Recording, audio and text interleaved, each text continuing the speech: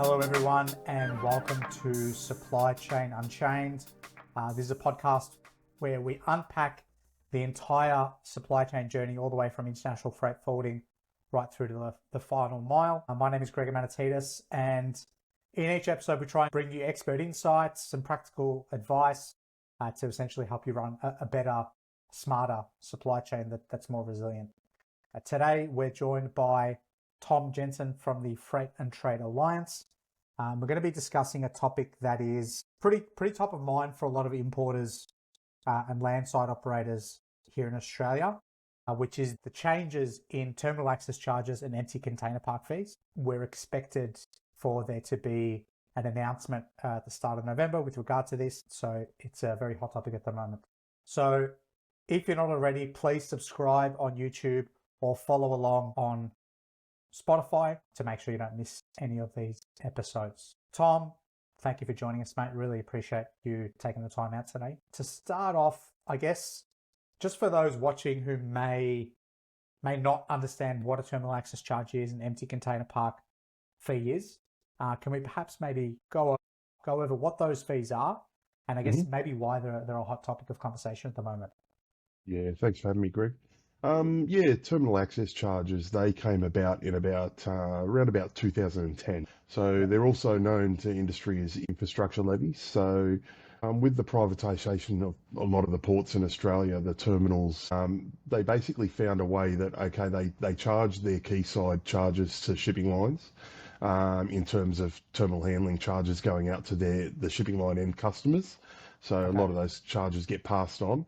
But the terminal access charge was a charge that they decided to charge transport operators for accessing the facility and complying with their guidelines and so on, and all the administration side of that. Yep. So it was actually created by DP World and Patrick's were the first two to come about, and in about 2010, 2011, the fee was set at around $3.50 per container. Okay. Here we are today, where it's up over $200 per container. So wow, so that's 100x. Yeah.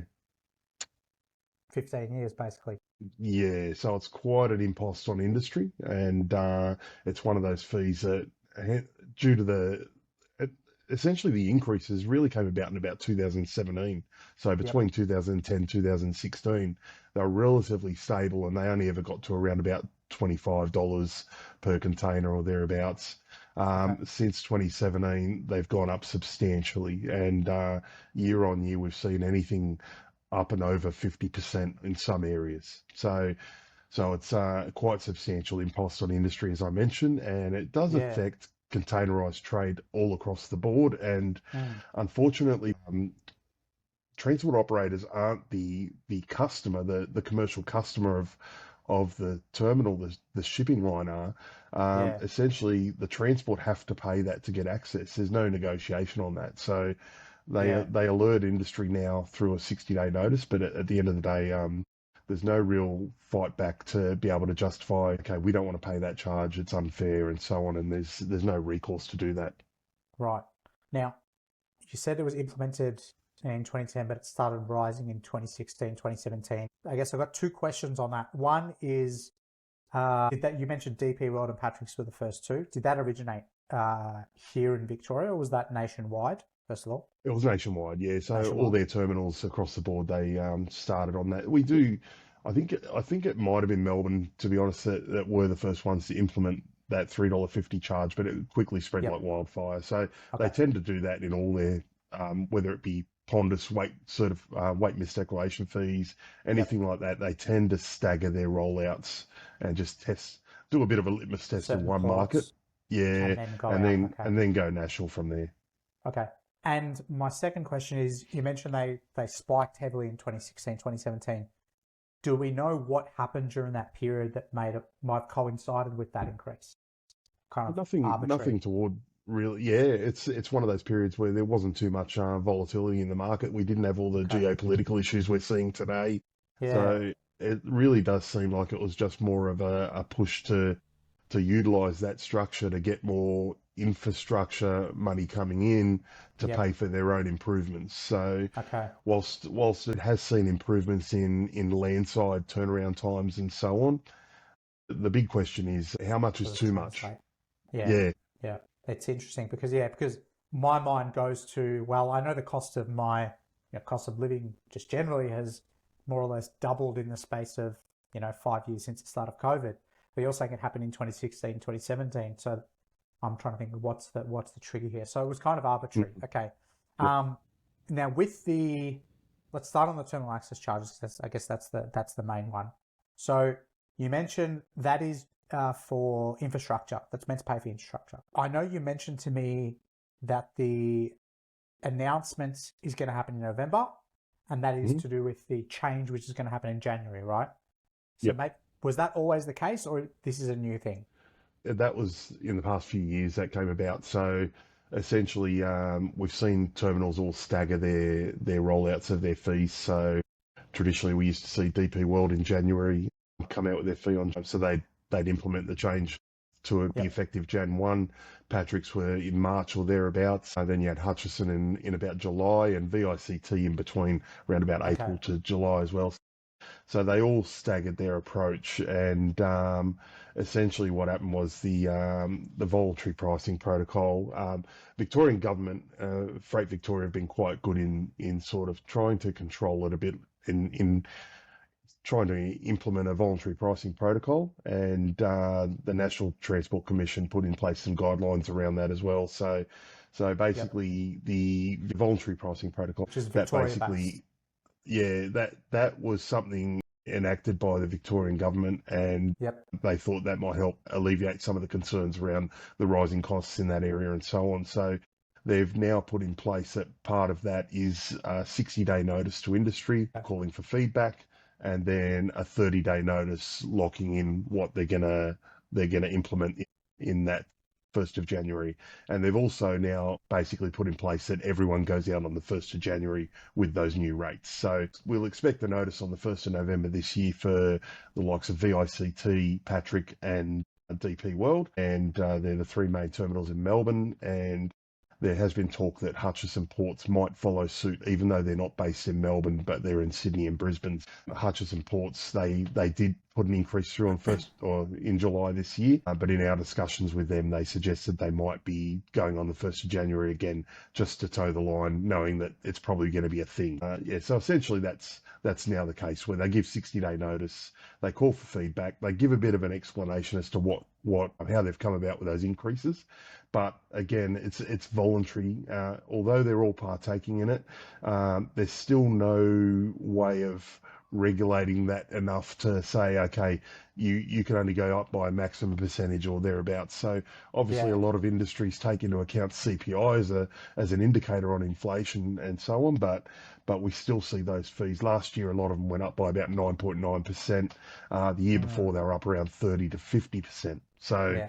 Which is way so more than it's inflation.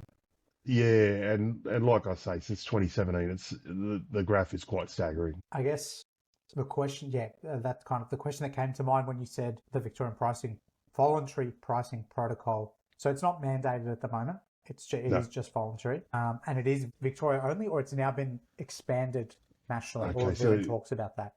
no, the Victorian government, along with the New South Wales government, they took that upon themselves to take that to the Infrastructure and Transport Ministers meeting, which is the federal meeting with Catherine King, the Minister for Infrastructure, Yep, and also the state counterparts in infrastructure and transport. So yep, there's usually about two or three representatives from each state in the ministerial levels going to those things, and essentially they had a meeting on the 11th of August this year, and in that meeting, Victoria and New South Wales put forward that they think this should be put on the national platform.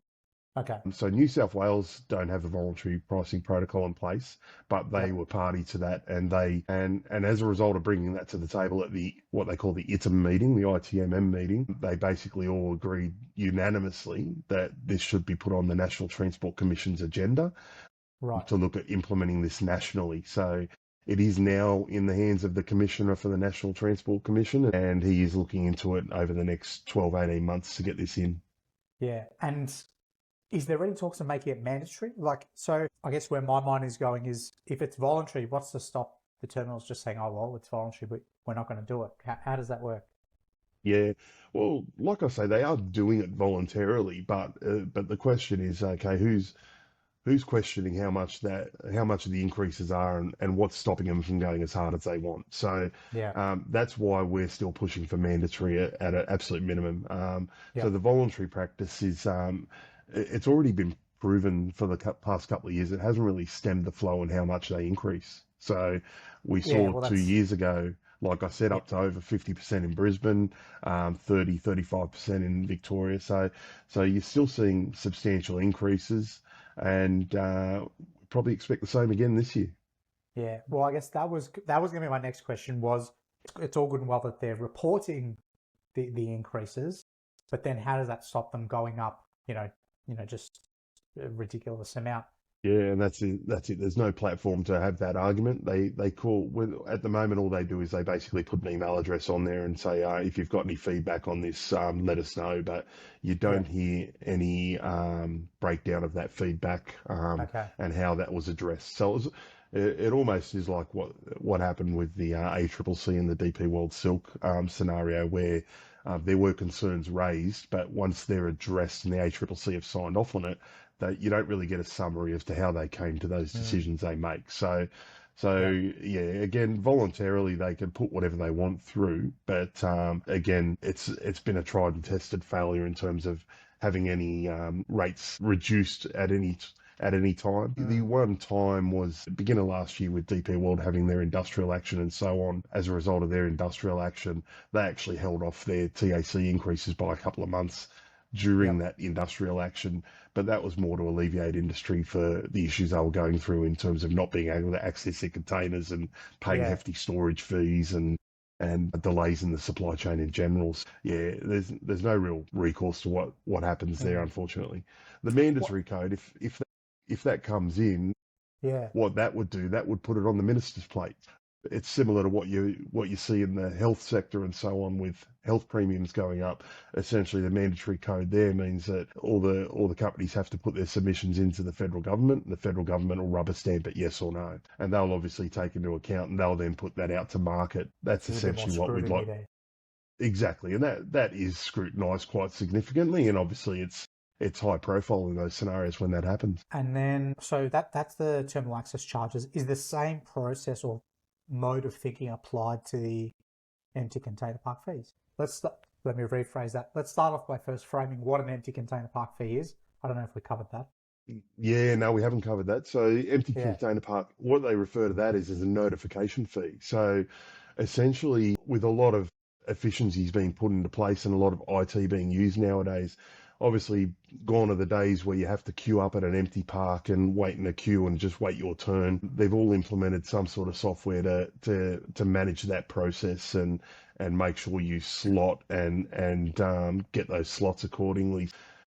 The notification fee, they used to refer to it as a container chain fee because Container Chain Right. were the company that first implemented it. And that Yep. was as a result of them implementing their system into those empty parks. Unfortunately, some people still refer to it as a container chain, but it's no longer just Container Chain. All the other companies that are in that sector are basically doing the same. So what Okay. that was initially a $5.50 notification fee per container, Yep. just to basically get access to book your container That's slot. the booking And slot. yeah, Yep. so that covers imports and exports. So if you're dropping an imported container back to the empty park once it's been unpacked, you need to access that and book that slot effectively and get access to that park to dehire that container. And that's Yep. where that fee comes in. On the export side, same thing. When a shipper books their export shipment or a freight forwarder on behalf of the shipper, they need to reach out to the empty park and the transport company representing that freight forwarder or the shipper. They'll basically book a slot and get that container, and they'll pay that notification fee at the same time. Gotcha. Gotcha. Now, that came into place a lot later. That was around about 2016 when that was implemented or thereabouts. Okay. And and that one really started ramping up in 2020. We saw that ramp Okay. up, and that started going through the roof as well. So we're now seeing those costs average nationally at any of the empty parks is about $120 per container.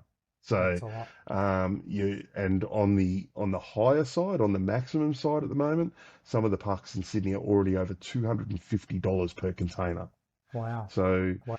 so the The difference there is with the TACs is that essentially TACs, the terminals are using that to suggest it's to also fund their infrastructure improvements and Yeah. which will create efficiencies and so on. But with an empty park, there's a lot of questions as to what is it actually funding for them and why is Yeah. their fee even higher than some of Yeah. the terminals on the TAC side. So when Yeah. you're paying $250 to an empty park just to get an empty container in or out, effectively, if you're a major company in Australia, like let's say hypothetically the Wesfarmers Group and all their subsidiaries, if they're importing and exporting goods around the world, then they're paying twice effectively for a container going in and out from a terminal. Yeah. And the landside, the surcharges and all those extra levies that are being applied are actually more than the transport leg themselves. Literally. So yeah, so it's really impacting industry quite a bit.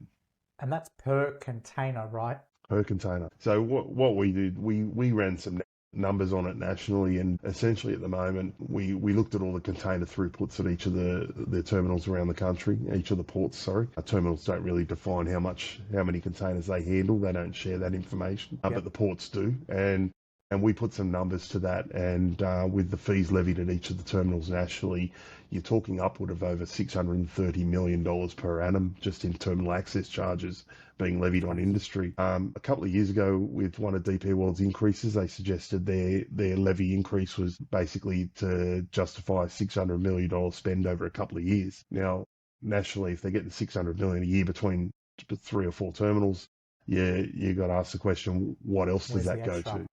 Yeah. Where's the extra come from, and why isn't that regulated to some degree? Yeah. Yeah. Interesting. That's yeah, because it's like you said, a lot of our customers, I know that they're paying more for the landside, charges and levies than they are for the actual freight itself. So it's becoming to be a bit of a problem.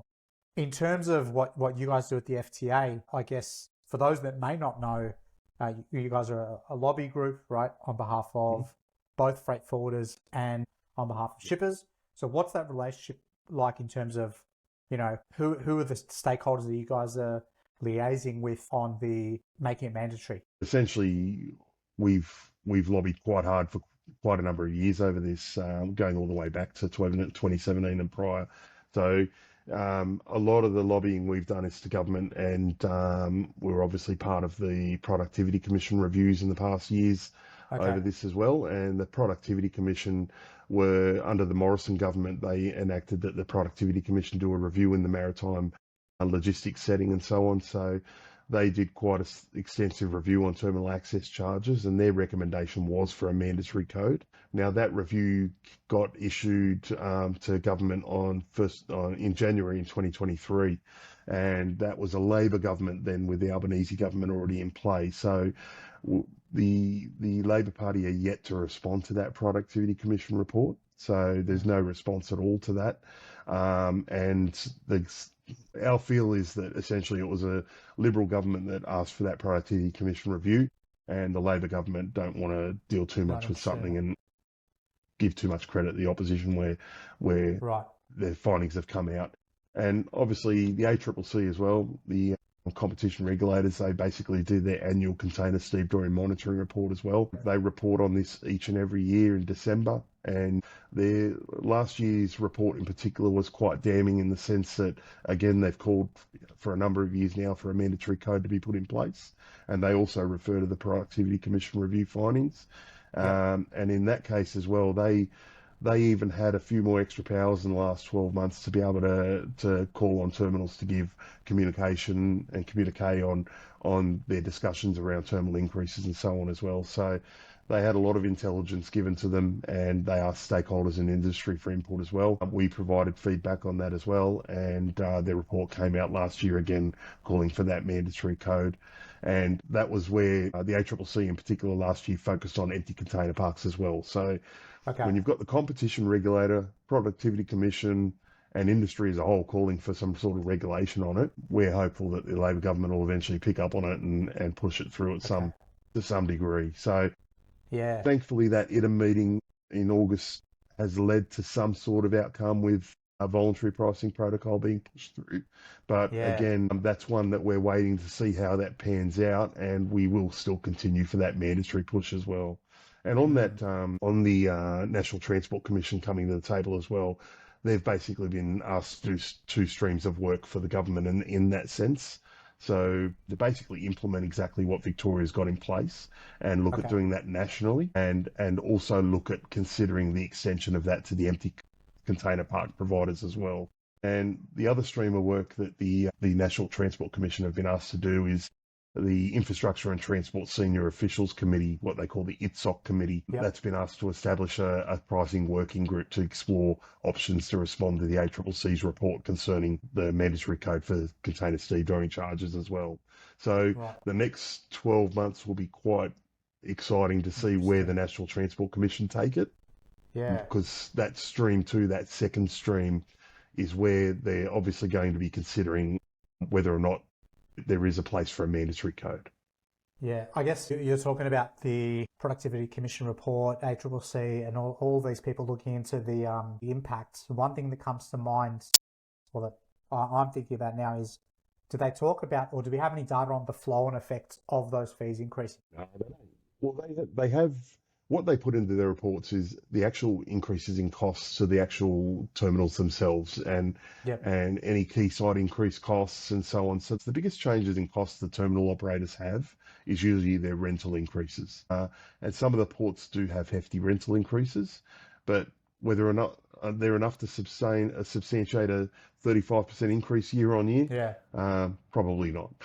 The other thing that I was thinking about was because, say, for example, let's zoom into Victoria because that's where I am.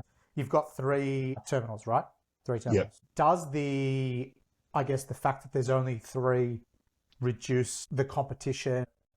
Basically you've got only three decision makers of the price of these charges. Does that come into effect at all? Not really. It's essentially like most parts in our industry. It's a bit of a follow the leader process. Okay.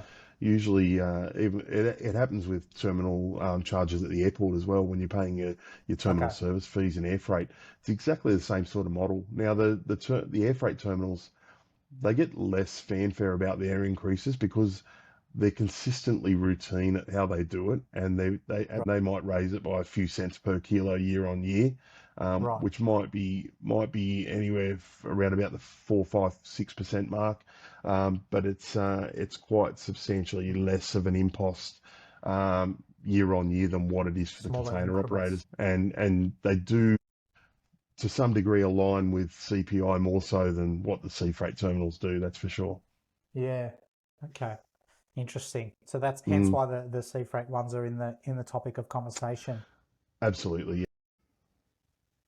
I guess to kind of sum everything up, we're kind of approaching time. I just wanted to ask, I guess, if I'm an importer or a freight forwarder, what should I be thinking about in terms of these fees? Is there anything I can do to is there anything I can do as an importer or a freight forwarder to help, I guess, prevent Yeah. that? You know?